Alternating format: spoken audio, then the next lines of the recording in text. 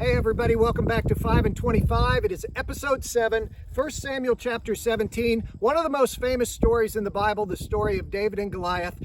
400 years have passed since the last episode, and now the people are still in the land of Israel, in the promised land. Just a funny side note, just like hunters today like to show off the trophies that they've gotten. Note at the end what David is carrying around as you read this. Now, during this scene, or during this story, they're in a time period where they're in the promised land, but all is not well.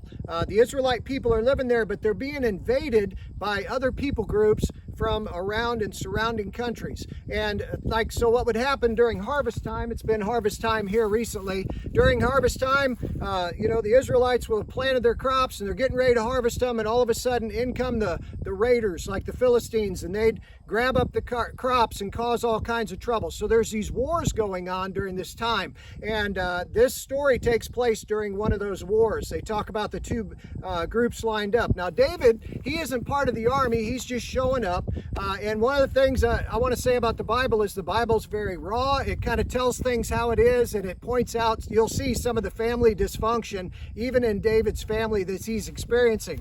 But as the story goes on, eventually David goes out to the battlefield against this massive, experienced, and huge warrior, and all he's got is a few stones and a sling. Now, this reinforces one of the ideas that we talked about back in episode 6. If God is for us, who can be against us? And that's going to be a theme that continues on throughout this study. But I also want to point out David's perspective. So when it seems that when the people of the army are looking at this battle, they see it as Goliath versus them.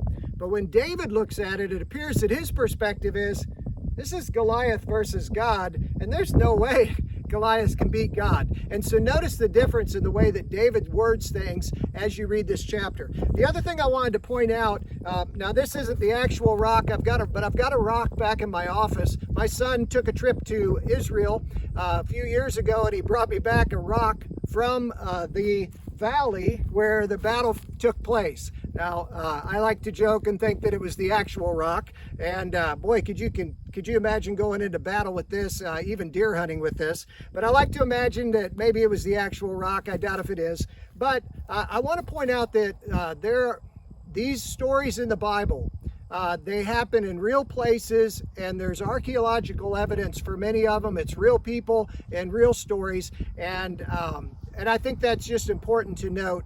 You can go on tours in Israel and find where these locations take place. In fact, the first few verses of this chapter, it gives you some strange words that you're like, all right, where are these places and locations? But just note that real places, real events that took place. David's going to be a key figure to our story, as we will see in our next episode. God's going to make a promise to him. So I can't wait to share that one with you. Until then, thanks for watching. God bless.